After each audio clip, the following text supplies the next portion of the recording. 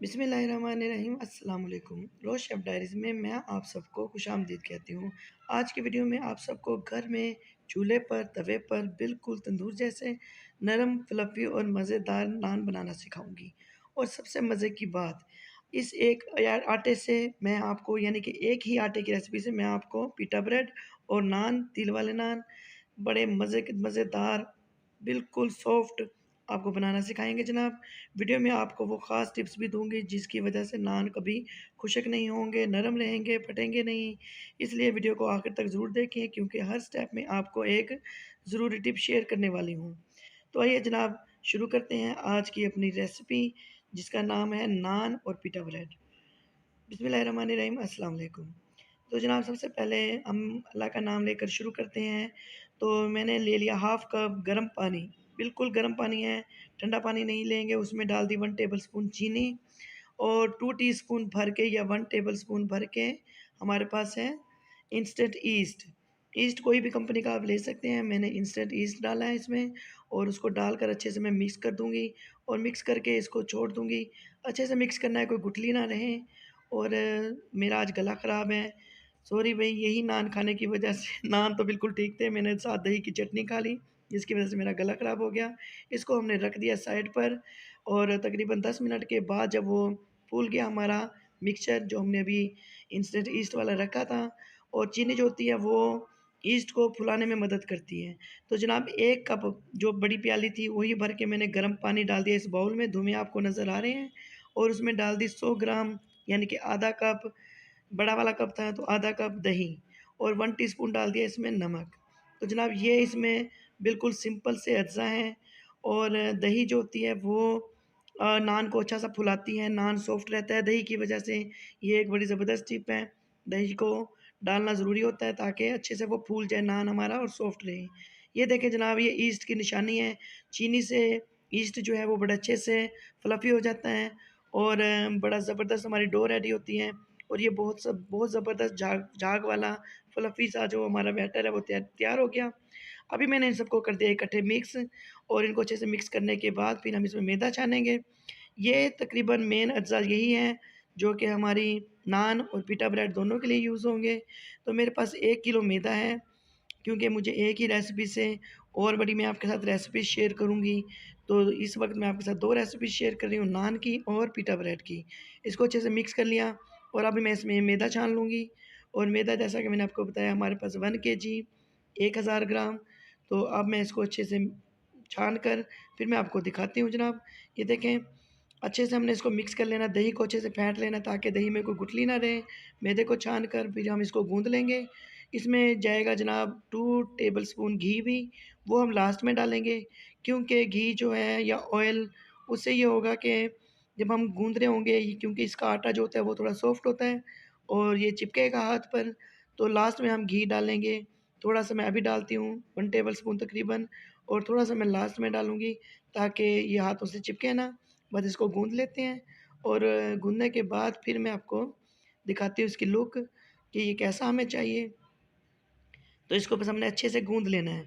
तो आप ग्लव्स पहन के अगर आप काम करेंगे, गूँधेंगे, तो ये आटा जो है ये चिपकेगा। इसलिए हम इसको हाथ से, जो काम मैंने हाथ अच्छे से वॉश कर लिए थे जनाब। ये नहीं सोचिएगा कि मैं हाथ से गूँध रही हूँ। मैं जो भी अपने किचन में कुकिंग का काम करती हूँ, हाथ मैं बार-बार वॉश करती हूँ। तो इसको मैं अच्छे से मिक्स कर लिया और मिक्स करने के बाद गूँध कर फिर मैं आपको दिखाती हूँ लास्ट में इसकी कैसी लुक होगी। ये देखें जनाब, इसको मैंने अच्छे से कर लिया मिक्स। अब थोड़ा-सा मैं इसको गूँधूँगी। तो गूँधना इसको ज़रूरी है क्योंकि कोई गुठली ना रहे। और आटा मैं इसलिए पूरी वीडियो आपके साथ शेयर कर रही हूँ क्योंकि ये एक ऐसा मरहला होता है, जो लोग अच्छे से नहीं करेंगे तो हमारे नान जो है वो फ्लफ़ी नहीं बनेंगे, सॉफ्ट नहीं बनेंगे। तो ये देखें जनाब, इसको कितनी सॉफ्टनेस है आटे में। तो इसको मैं अच्छे से गूँध रही हूँ और गूँध कर इसी बाउल में थोड़ा-सा घी लगाकर, घी मैंने डाल लिया था, मेरे हाथ आपको चिकने फ़ील हो रहे होंगे, बस थोड़ा-सा ऑयल मैं और डालूँगी और डालकर इसको अच्छा-सा चिकना कर लूँगी और आटे को हम इसमें रख के तकरीबन जब तक ये फ्लफ़ी होता है तब तक छोड़ दूँगी। और मैं बताऊँ, ईस्ट इतना ज़बरदस्त था, ये तकरीबन 40 मिनट में इतना ज़बरदस्त फ्लफ़ी हो गया था आटा कि मुझे इसको रखने के लिए 2 घंटे नहीं, 2 घंटे की ज़रूरत नहीं पड़ी। हालाँकि मौसम ठंडा है, सर्दी हो गई है, लेकिन उसके बावजूद ये बहुत जल्दी फ्लफ़ी हो गया था, बाउंस कर रहा, यानी कि ये ऐसा हो कि बाउंस करे, इस तरह इसकी लुक होनी चाहिए।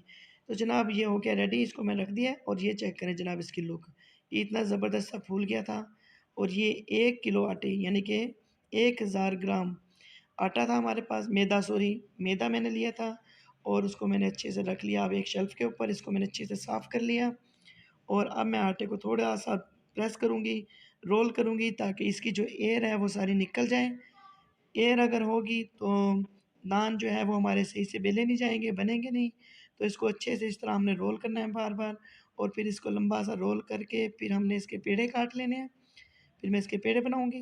देखते जाएँ जनाब। बहुत ज़बरदस्त ये आटा हमारा रेडी हुआ है। आटे को ज़्यादा हार्ड भी नहीं करेंगे और ज़्यादा इससे ज़्यादा सॉफ्ट भी नहीं करेंगे। अभी मैं इसके पेड़े काट लूँगी और पेड़े काट कर फिर मैं पेड़े बनाकर अच्छे से रोल करके इनको साइड पे रख दूँगी और इनके थोड़ा-सा क्योंकि इनको रखना ज़रूरी है, रेस्ट देना ज़रूरी है, रेस्ट देंगे तो हमारे जो पेड़े हैं वो अच्छे से फ्लफ़ी हो जाएँगे। तो इसी तरह इनको पेड़े बनाकर मैं रेडी करके रखती हूँ और आपको दिखाती हूँ जनाब कि हमारे पेड़े कैसे होंगे और इनका साइज़ आपको चेक करवाती हूँ। तो आपकी मर्ज़ी है, थोड़ा छोटा साइज़ भी रखना चाहें तो रख सकते हैं। तो मैंने इनके पेड़े बना लिए और इस एक प्लेट में मैं थोड़ा-सा मैदा डालकर इसको इनके ऊपर रख दूँगी ताकि ये चिपके ना आपस में। इसी तरह तमाम पेड़े बनाकर फिर मैं आपको दिखाती हूँ, रोटी को बेलना शुरू करते हैं, सॉरी नान को बेलना शुरू करते हैं और ये देखें जनाब, अभी मैंने एक बेलने के ऊपर इनको अच्छे से पहले फैला लूँगी, फिर मैं इसको अच्छे से बेलूँगी और बेल कर मैं आपको इसकी एक रोटी सी हमने गोल सी थोड़ी ज़्यादा बारीक नहीं करनी, थोड़ी मोटी सी इसकी रोटी बनानी है और बनाने के बाद जनाब फिर मैं इसको दिखाती हूँ कि हमारा नेक्स्ट प्रोसेस क्या होगा। तो नान जो है जब हमने बनाए तो बहुत ही टेस्टी बने थे जनाब, बहुत मज़ेदार नान और आप इसको ज़रूर ट्राई कीजिएगा, बनाइएगा। इंशाल्लाह आपको ज़रूर मज़ा आएगा। आप एक दफ़ा बनाएँगे तो आप बाज़ार के नान भूल जाएँगे। तो तवे पर नान बनाने का मेरा आइडिया था, मेरे पास तंदूर भी था। मैंने सोचा तंदूर में बना लेती हूँ, तंदूर वाली ऑप्शन भी मेरे पास थी। फिर मैंने कहा जो चीज़ भई मैं आपको हर घर में तंदूर तो नहीं होता, तो मैं क्यों ना आपको चूल्हे के ऊपर बनाना सिखाऊँ। तो रोटी को मैंने अच्छे से बेल लिया है और बेलने के बाद अब मैं इसके ऊपर क्या करूँगी, इसके ऊपर मैंने बना लेने हैं कट और एक कांटा लूँगी। कोई भी चीज़ को हम मुश्किल नहीं बनाएँगे। ये देखें जनाब बड़ी गोल सी रोटी हमने बेल ली है। ये एक मैंने नाइफ़ ली, नाइफ़ की मदद से इनके किनारों पे करेंगे कट, लेकिन उससे पहले हमने फिंगर के जो फर्स्ट वाले पोटे होते हैं उनके साथ इसके कॉर्नर सेट कर लेने हैं। फिर एक कांटा लिया, चम्मच लिया, फ़ोर्क जिसको बोलते हैं, उसके साथ हमने इसके अंदर होल कर सुराख कर लेने हैं ताकि इसमें एयर ना आए। अगर हम ये नहीं करेंगे तो ये फूलेगा और फूला हुआ नान फिर ज़्यादा मज़े का नहीं लगेगा। हमने इसमें बिल्कुल बाज़ारी वाली लुक देनी है, तो इसलिए कोई भी चीज़ हम मुश्किल नहीं बनाएँगे क्योंकि हमने ये घर में तवे पर ईज़ी तरीके से बनाने हैं। तो इसलिए हम हर चीज़ आपको सामने करके दिखा रही हूँ मैं। तो कट लगा लिए इसके किनारों पर और अब क्या करूँगी मैं, ये तो सिंपल नान था, ये तवा मैंने गरम होने के लिए रख दिया। इसको बोलते हैं डबल तवा। इसको ये बिल्कुल दूसरे वाला तवा जो मैंने अभी आपको दिखाया जिसमें थोड़ा ज़ंग लगा हुआ था, इसका इसका काम सिर्फ़ इतना है कि इसके ऊपर मैंने इसको उल्टा करना है। उसके ऊपर नान बिल्कुल टच नहीं होगा। मेन तवा ये है, उसके ऊपर मैंने नान को डाला, वो पक गया एक साइड से। जब आपको लगे कि इसमें बबल्स आ गए हैं, फिर उस तवे को मैंने उल्टा कर दिया ये वाले तवे के ऊपर। ये देखें जनाब कितना ज़बरदस्त पक रहा है। इसको दोबारा रखूँगी, मैंने थोड़ा-सा आपको दिखाना ज़रूरी समझा और तकरीबन देख सकते हैं, तकरीबन 5 मिनट के बाद, 5 मिनट भी ज़्यादा थे, तकरीबन 4 मिनट के बाद ये रेडी हो गया और सबसे पहले हमने क्या करना है, ये नरम रहे, सॉफ्ट रहे, इसके ऊपर पहले मैं मारूँगी पानी का छींटा। ये टिप लाज़मी आप याद रखिएगा, पानी का छींटा लाज़मी मारना है। पानी को इसको हल्का-सा इसके ऊपर स्प्रिंकल करेंगे ताकि जो है ना ये सॉफ्ट रहे और बाद में इसके ऊपर ऑयल लगाकर इसको मैंने उतार के साइड पे रख लिया। ये बड़े आराम से उतर गया था। छुरी के साथ मैंने इसको हल्का-सा उखाड़ा और ये बिल्कुल तवे से अलहदा हो गया। तो जनाब ये है दूसरा नान, इसको भी मैंने उसी तरीके से बेला, बेल के इसके ऊपर मैंने अंडे की ज़र्दी लगा ली। अच्छे से सारे के ऊपर मैं अंडे की ज़र्दी लगाकर इसके ऊपर मैं थोड़े-थोड़े तिल स्प्रिंकल करूँगी। तो ये है जनाब हमारा रोगनी नान और रोगनी नान भी आप बड़े आराम से बना सकते हैं। चेक करें जनाब तिल अब मैं इसके ऊपर स्प्रिंकल कर रही हूँ और ये हमने डालकर इसको कर लिया रेडी। फिर मैं एक बात बताती चलूँ आपको, ये एक और नान रेडी हो गया जनाब, जितनी देर में मैंने ये बेला है, आपको दिखा रही हूँ, एक नान और तैयार हो गया था। तो नान तब तक नहीं चिपकेगा जब तक आप इसके पीछे पानी नहीं लगाओगे। ये नान की बैक साइड भी आप चेक कर सकते हैं और ये इसको चिपकाने के लिए नान की जो बैक साइड है ये तो फ्रंट साइड आपको नज़र आ रही है। इसकी बैक साइड पर पानी लगाएँगे अच्छे से, फिर हम इसको तवे के ऊपर डाल देंगे ताकि ये चिपक जाए। तो क्योंकि वीडियो ज़्यादा लंबी हो जाती है, मैंने वीडियो को एडिट किया, तो मैंने कहा चले मैं आपको बता दूँ कि पानी लगाना ज़रूरी है, वरना नान आपका चिपकेगा नहीं, जब तवा उल्टाओगे तो नान नीचे गिर जाएगा। तो अभी मैं दोबारा से इसको उल्टा दिया है और ये देखें लुक चेक करें जनाब, कितना ज़बरदस्त, कितना मज़ेदार हमारा नान बनकर तैयार हो गया है। तो नान हो गया रेडी। अभी जो नेक्स्ट चीज़ मैं आपको दिखाऊँ, ये देखें पानी का मैंने इसके ऊपर छींटा मारा, स्प्रिंकल किया वाटर और उसके बाद मैंने इसके ऊपर लगा दिया ऑयल और ये हमारा मज़ेदार नान तैयार हो गया। और अब ये देखिए, ये चेक करें जनाब, कितने आराम से ये उतर गया और इसकी बैक चेक करें, बड़ी ज़बरदस्त दस्त ये तैयार हो गई हैं। और अभी नान इतना सॉफ्ट है, मैं आपको दिखाऊँगी जब मैं इसको डिश आउट करूँगी, आपको लास्ट लुक इसकी चेक कराऊँगी तो मैं इसकी सॉफ्टनेस चेक कराऊँगी। अब इसी डो के साथ मैं आपको एक और चीज़ शेयर करने जा रही हूँ जो कि है पिटा ब्रेड जो हम शवारमा में यूज़ करते हैं और छोटे-छोटे पिज़्ज़े भी बना सकते हैं इस ब्रेड के थ्रू। तो जनाब अभी मैं आपको दिखा रही हूँ, वही आटे को हमने सिंपल बेल लिया, कोई इसके ऊपर हमने फ़ोर्क के साथ कोई इसके ऊपर सुराख नहीं बनाए, होल नहीं किए, बिल्कुल कोई कट नहीं लगाया। एक साइड से पक गई तो इसको मैंने उल्टा दिया और अभी इसकी लुक चेक करें, ये उल्टा दी जनाब। और इसकी भी मैं आपको सॉफ्टनेस चेक कराऊँगी।